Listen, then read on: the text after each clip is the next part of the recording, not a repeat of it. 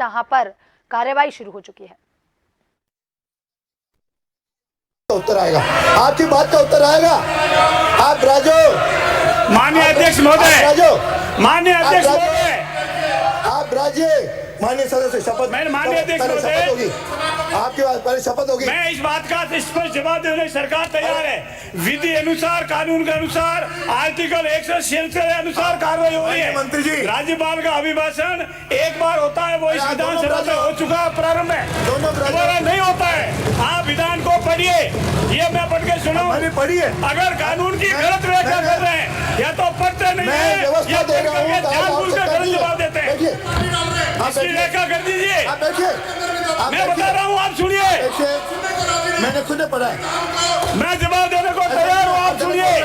हमारी सरकार जवाब देने को तैयार है। गलत बोल रहे हैं, उत्तर सुनिए। कानून की गलत व्याख्या है, कानून की जानकारी के अभाव में कहा जा रहा है ऐतराज। ये जो ऐतराज दिया वो कानून की जानकारी के अभाव में है। आप भी बैठिए, दोनों बैठिए। माननीय सदस्य के द्वारा वैसे व्यवस्था मैं आपके शपथ के बाद देता हूँ, पहले शपथ होगी।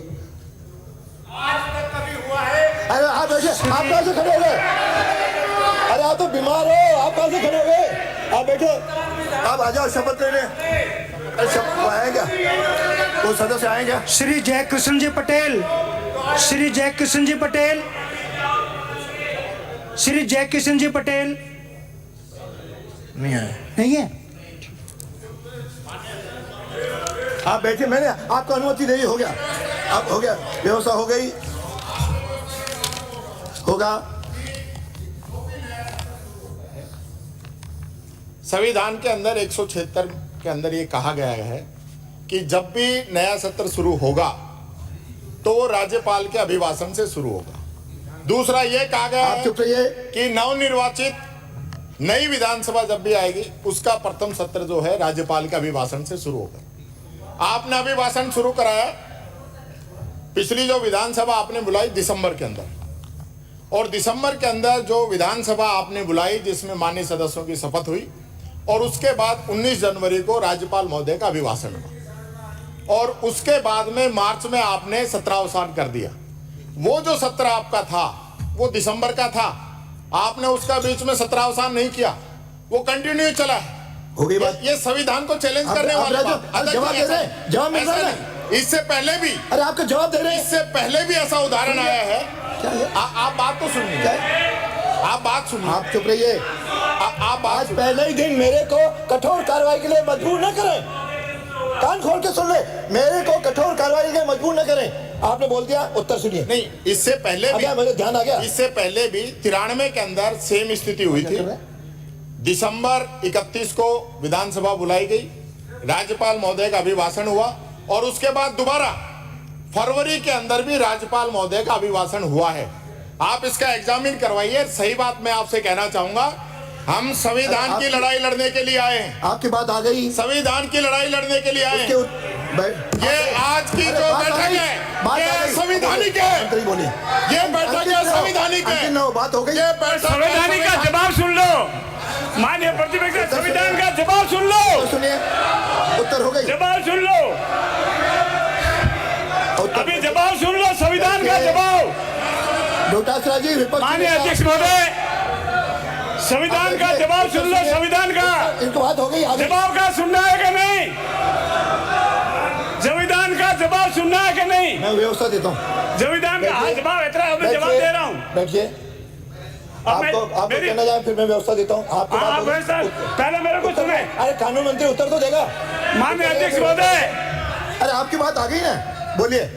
माननीय अध्यक्ष महोदय, अरे बात हो गई पूरी, आ गई ध्यान में। अरे सब मैंने कर ली भाई, अरे सब आ गई, मानिए हो गई बात, हो गई, बने जाओ। आ गई। अब एक बात सुन ले, फिर सुन लो। सुनूंगा। अरे दोबारा आवश्यकता होगी तो दोबारा बिना मौका दे अनुमति दूंगा। के बोलना संवैधानिक है। अरे बिना आसन की अनुमति के बोलना। माननीय अध्यक्ष महोदय, माननीय अध्यक्ष महोदय, शांति से, संविधान का आधार लेके माननीय इस तरह का गलत इंटरप्रिटेशन, कानून के विरुद्ध इंटरप्रिटेशन, या तो जानकारी नहीं है या जानकारी होते हुए जानबूझकर छिपाया गया है। 176 पढ़िए, मैं बता रहा हूँ, सुनो ना, अभी पढ़ रहा हूँ, ये लो, यही पढ़ रहा हूँ, यही पढ़ रहा हूँ। ऐसे अब मैं व्यवस्था दे रहा हूँ। अब आगे दोनों की एक मिनट बात आ में गई। पूरी निवेदन कर दूं। ये द्वितीय सत्र है, ये जो नोटिफिकेशन हुआ है इसमें द्वितीय सत्र है, पहला सत्र नहीं है। पहला स्पीकर है, दूसरा बताने से आपका आज सदन राज्यपाल का विशेष अभिभाषण। राज्यपाल विधानसभा के लिए प्रत्येक साधारण निर्वाचन के पश्चात, जनरल इलेक्शन के बाद में, प्रथम सत्र के प्रारंभ में, प्रथम सत्र नहीं है, ये द्वितीय सत्र है, प्रथम सत्र के प्रारंभ में और प्रत्येक वर्ष के प्रथम सत्र के प्रारंभ में विधान, हाँ यही पढ़ रहा, सुनो, अरे सुनो, अरे सुनो पहले, अरे ये सुनो, सुनने की क्षमता ही नहीं है, ये नहीं है, सुनो, अरे सुनो, सुन लो, सब सुनते नहीं, मेरे भाई साहब सुने, सुनिए। मैंने पढ़ ली भाई। प्रत्येक सत्र के प्रारंभ में विधानसभा या विधानसभा वाले राज्य दिशा में समावेश शब्दों का अभिभाषण विधानमंडल के आह्वान किया जाएगा। एक ही बार होगा, राज्यपाल का अभिभाषण एक बार होगा, वो हो गया है, दूसरी बार नहीं होता है। वो सत्र गिन लिया है, कानून की जानकारी नहीं है या कानून पढ़ा नहीं है या पढ़ने के बावजूद गलत इंटरप्रिटेशन है। एक ही बार होगा। ये जो वर्ड है, the commencement of the first session after each general election to the legislative assembly and not or and at the commencement of the first session है, ये फर्स्ट सेशन में होगा, सेकंड सेशन में नहीं होगा। इट इज सेकंड सेशन है। अब मुझे व्यवस्था देने दीजिए। अब मैं व्यवस्था दे रहा हूँ, आपका भी विषय आ गया, इनका भी आ गया, दोनों का रिकॉर्ड भी आ गया। अब मैं व्यवस्था दे रहा हूँ। मेरी बात सुनिए, लोकसभा में तो स्पीकर बंद करते हो आप, यहाँ भी मेरा स्पीकर बंद करने लगे। मैं व्यवस्था दे रहा या तो बोलने तो दीजिए हमें, मेरा स्पीकर बंद कर देते हो आप, बार बार माइक बंद कर देते हैं आप। आसन पाओ, आप राजा। माननीय सदस्यों, विपक्षी नेता ने जो मुद्दा उठाया, हमारे संसदीय मंत्री ने भी कुछ रखा, दोनों को सुनने के बाद ये व्यवस्था है, हमेशा प्रथम सत्र के आरंभ में और प्रत्येक वर्ष तथा 2024 के प्रथम सत्र में संबोधन हो गया। 2024 का यह द्वितीय सत्र है, इसीलिए राज्यपाल के अभिभाषण की कोई आवश्यकता नहीं है। आगे बढ़िए। हो गई अध्यक्ष जी, व्यवस्था हो गई, हम आपकी बात मान लेंगे। व्यवस्था हो गई।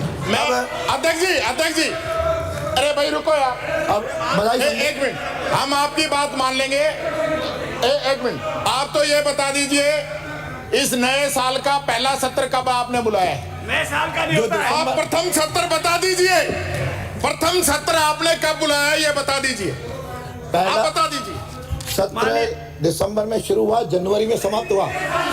नए साल में साल नहीं होता है, दिसंबर का कैसे कोई साल गिना जाएगा। अध्यक्ष जी, ये भी जो वर्ड है एंड नॉट और, अब आपका इंटरप्रिटेशन गलत है। ये कंटिन्यू सेशन है भैया, इसलिए एक बार हो गया है, दोबारा नहीं होगा। अध्यक्ष जी, व्यवस्था अध्यक्ष जी बात सुनिए, बात सुनिए। देखिए, व्यवस्था के बाद माननीय व्यवस्था के बाद चर्चा नहीं होती है। आगे बढ़िए। बधाई संदेश सुनिए, आप चर्चा नहीं, दोनों का आ गया रिकॉर्ड में, वो उसका व्यवस्था हो गई। आप कुछ नहीं, बधाई संदेश। देखिए, राजस्थान विधानसभा के व्यवस्था हो गई। आप देखिए, करिए,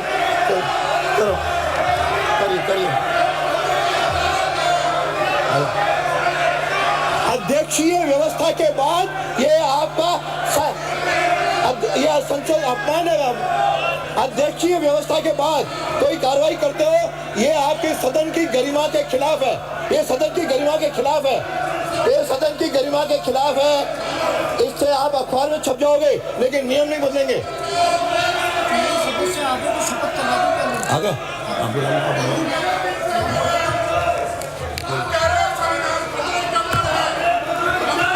श्री जय किशन जी पटेल, श्री जय किशन जी पटेल।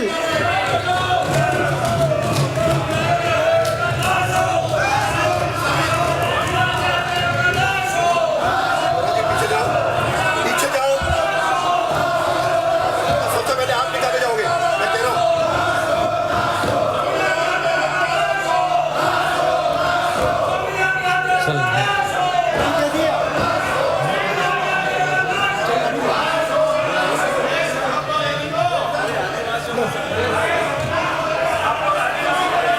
गुरु गोविंद को नमन, मामा बालेश्वर दयाल को नमन और मानगढ़ के शहीदों को नमन। मैं जय कृष्ण जो विधानसभा का सदस्य निर्वाचित हुआ हूं, प्रकृति पूर्वज की शपथ लेता हूं कि मैं विधि द्वारा स्थापित भारत के संविधान के प्रति सच्ची श्रद्धा निष्ठा रखूंगा। मैं भारत की प्रभुता, अखंडता अक्षुण्ण रखूंगा। जिस पद को मैं ग्रहण करने वाला हूं, उसके कर्तव्यों का श्रद्धापूर्वक निर्वहन करूंगा। जय जोहार, जय आदिवासी, जय संविधान, जोहार सलाम, आप सबकी जय, जय लोकतंत्र। सीटों में जाइए, अपने सीटों में बैठिए, अपने भी सीटों में बैठिए। ये आपको शोभा नहीं देता, ये आपको शोभा नहीं देता।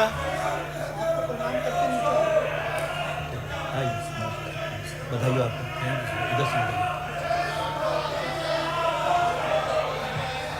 हो गया, अरे हो गया।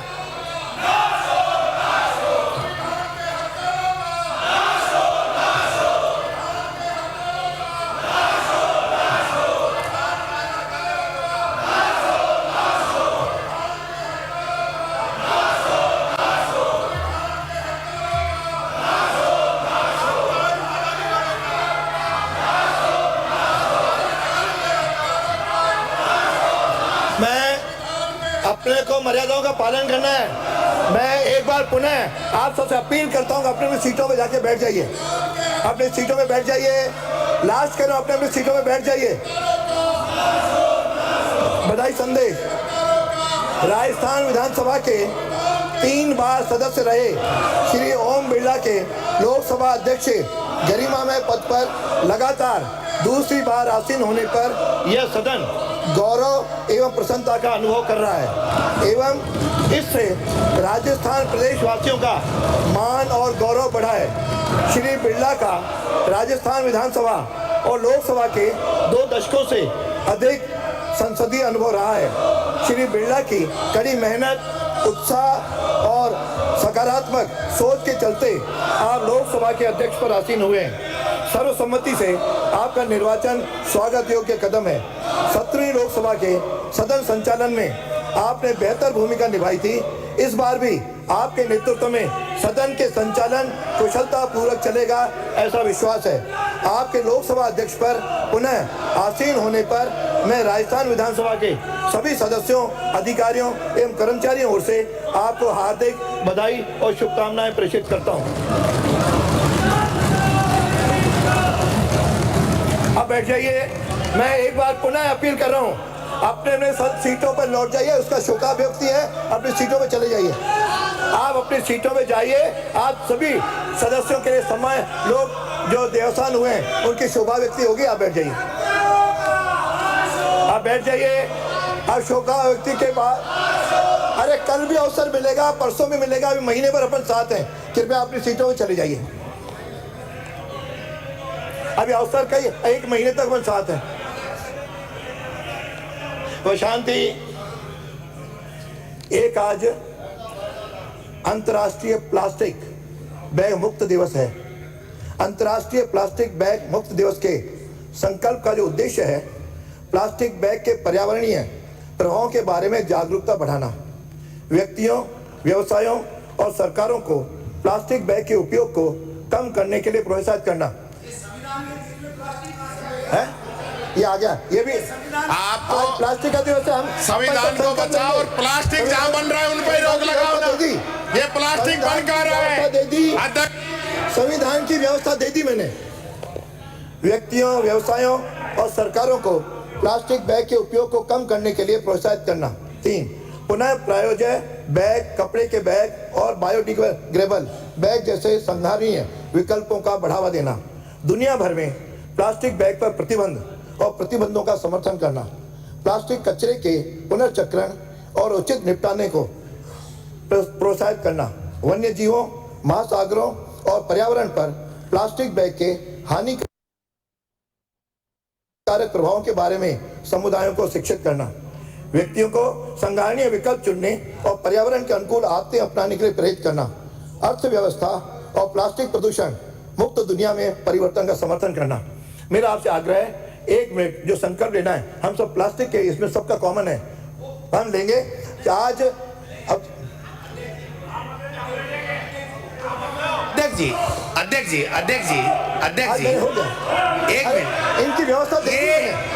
व्यवस्था संविधान देखी। की बात व्यवस्था थी, में चर्चा नहीं की। आपने माननीय अंग्रेज से पुराने हैं। शोकाभिव्यक्ति का आप कहा, संगठन हम के बैठ प्रदेश के गए, अध्यक्ष हैं। आप शोकाभिव्यक्ति में बीच में जो- प्लास्टिक कहाँ से घुसा दिया आपने प्लास्टिक कहाँ से ले आए? आज खड़े होकर अपन संकल्प लेंगे। माननीय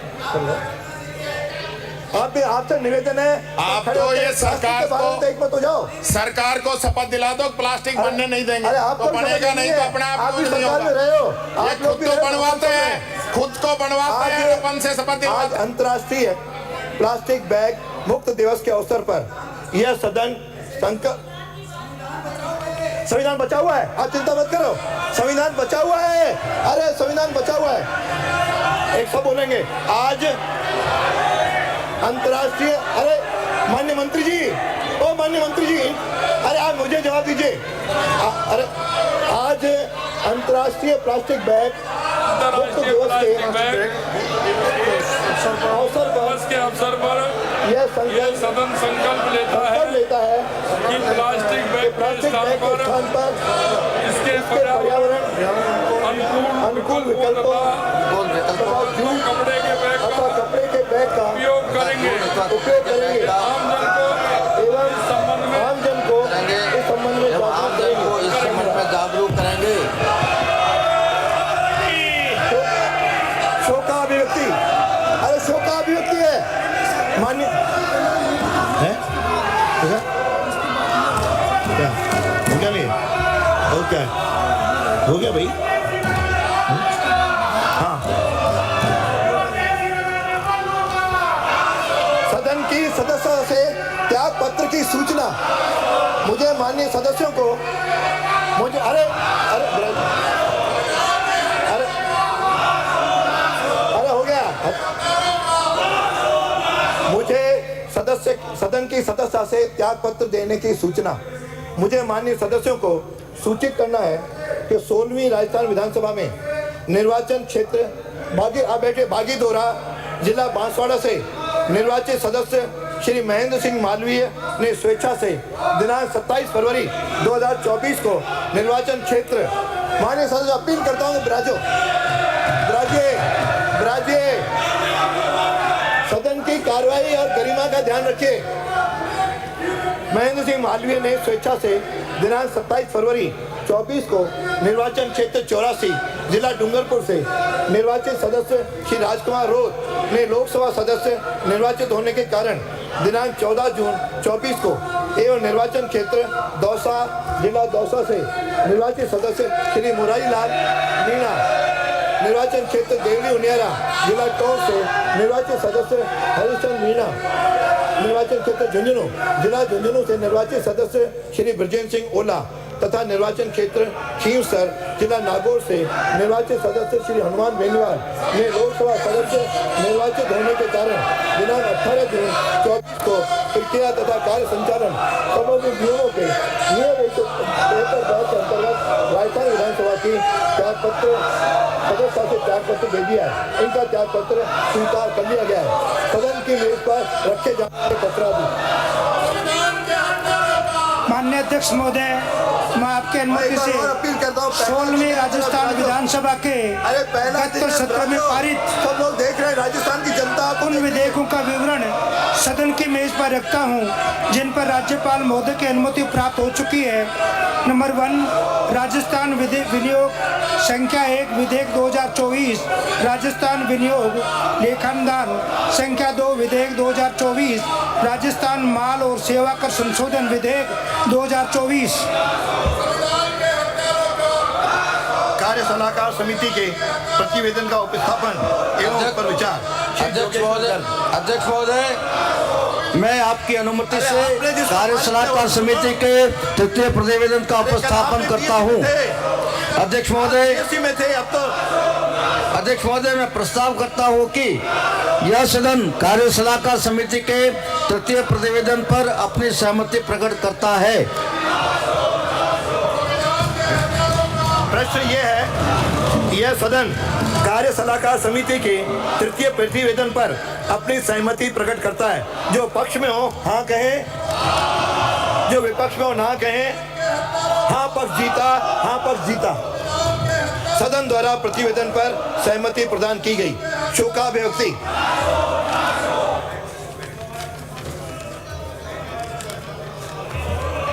माननीय सदस्यगण,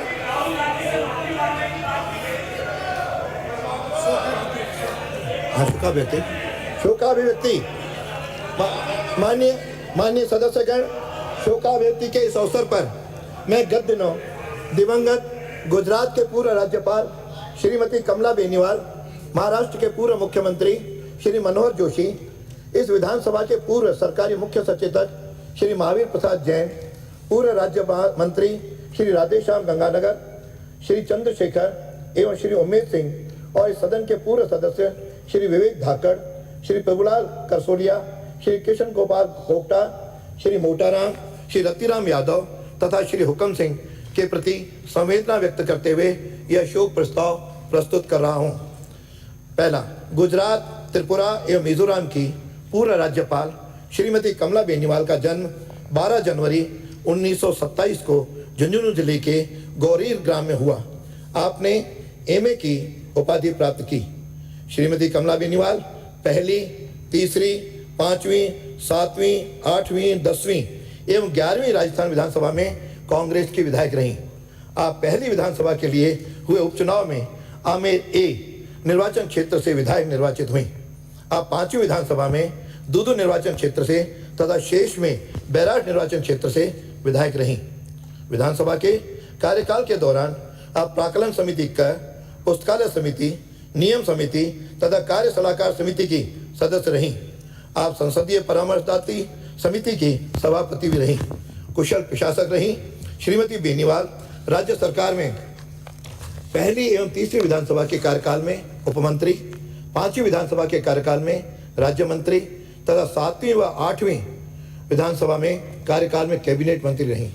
आपको राज्य मंत्रिमंडल में शामिल होने वाले पहली महिला सदस्य होने का भी गौरव प्राप्त है। आप 11वीं विधानसभा के कार्यकाल में राजस्थान की पहली महिला उप मुख्यमंत्री भी रहीं। मंत्री के रूप में आपने गृह, चिकित्सा एवं स्वास्थ्य, कृषि एवं शिक्षा जैसे महत्वपूर्ण विभागों के साथ साथ अनेक विभागों के दायित्वों का बखूबी निर्वहन किया। अनुभवी संसदविद एवं बहुमुखी प्रतिभा की धनी श्रीमती बेनीवाल अक्टूबर 2009 से नवंबर 2009 तक त्रिपुरा एवं नवंबर 2009 से जुलाई 2014 तक गुजरात तथा जुलाई 2014 से अगस्त 2014 तक मिजोरम राज्य की राज्यपाल के पद पर भी आसीन रहीं। श्रीमती बेनीवाल अपने सार्वजनिक जीवन में अनेक समितियों एवं संस्थाओं के विभिन्न पदों पर रहीं। आप राज्य समाज कल्याण बोर्ड, राज्य सहकारी संघ तथा राष्ट्रीय सहकारिता महिला समिति की अध्यक्ष भी रहीं। कांग्रेस से संबंध रही श्रीमती बेनीवाल ने पार्टी के विभिन्न पदों के दायित्वों का कुशलतापूर्वक वहन किया। आप अखिल भारतीय कांग्रेस कमेटी की सदस्य तथा राजस्थान प्रदेश महिला कांग्रेस की अध्यक्ष भी रहीं। बाल स्वतंत्रता सेनानी रहीं श्रीमती बेनीवाल ने प्रजामंडल के जुलूसों में सक्रियता से भाग लिया। राजनीति में महिलाओं के लिए प्रेरणा के स्रोत रहीं श्रीमती बेनीवाल ने अंतर्राष्ट्रीय स्तर पर आयोजित अनेक महिला सम्मेलनों में प्रतिनिधित्व किया। श्रीमती कमला बेनीवाल का दिनांक 15 मई 2024 को निधन हो गया। महाराष्ट्र के पूर्व मुख्यमंत्री एवं पूर्व लोकसभा अध्यक्ष श्री मनोहर जोशी का जन्म 2 दिसंबर 1937 को महाराष्ट्र के रायगढ़ जिले के नंदवी ग्राम में हुआ।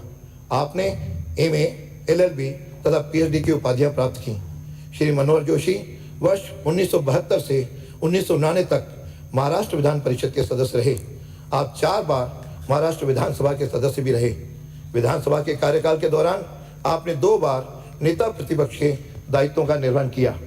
राजनीतिक कौशल एवं प्रशासनिक क्षमता के धनी श्री जोशी मार्च 1995 से जनवरी 99 तक महाराष्ट्र के मुख्यमंत्री भी रहे। श्री जोशी 13वीं लोकसभा के लिए महाराष्ट्र के बम्बई उत्तर मध्य निर्वाचन क्षेत्र से सांसद चुने गए तथा केंद्रीय सरकार में भारी उद्योग एवं सार्वजनिक उद्यम मंत्रालय के मंत्री भी रहे। आप 10 मई 2002 को लोकसभा के अध्यक्ष भी निर्वाचित हुए। आपने संसदीय मर्यादाओं एवं अनुशासन को अक्षुण्ण बनाए रखने की दिशा में प्रभावी कदम उठाए तथा संसदीय सुधारों के प्रति सकारात्मक दृष्टिकोण अपनाया। आप राज्यसभा के सदस्य भी रहे। आपने सार्वजनिक जीवन में बम्बई महानगर पालिका के सदस्य तथा मेयर भी रहे। श्री जोशी मराठी भाषा, साहित्य एवं संस्कृति के प्रचारक रहे। आप अनेक सामाजिक एवं सांस्कृतिक संगठनों से संबंध रहे। आपकी स्वच्छ मुंबई, हरित मुंबई एवं स्पीकर डायरी सहित अनेक पुस्तकें प्रकाशित हुई। श्री मनोहर जोशी का दिनांक 23 फरवरी 2024 को निधन हो गया। पूर्व सरकारी मुख्य सचेतक श्री महावीर प्रसाद जैन का जन्म 1 जनवरी 1947 को टोंक जिले के निवाई कस्बे में हुआ। आपने माध्यमिक स्तर की शिक्षा प्राप्त की। श्री महावीर प्रसाद जैन 7वीं, 9वीं, 10वीं एवं 12वीं राजस्थान विधानसभा में टोंक निर्वाचन क्षेत्र से भारतीय जनता पार्टी के विधायक रहे। विधानसभा के कार्यकाल के दौरान आप प्राक्कलन समिति ख, अधीनस्थ विधान संबंधी समिति, सामान्य प्रयोजनों संबंधी समिति, कार्य सलाहकार समिति तथा संसदीय परामर्शदात्री समिति के सदस्य रहे। आप गृह समिति के सभापति भी रहे। दीर्घ संसदीय अनुभव रखने वाले श्री जैन दिसंबर 1993 से नवंबर 1998 तक तथा जून 2004 से दिसंबर 2008 तक राजस्थान विधानसभा में मुख्य सचेतक रहे। आपने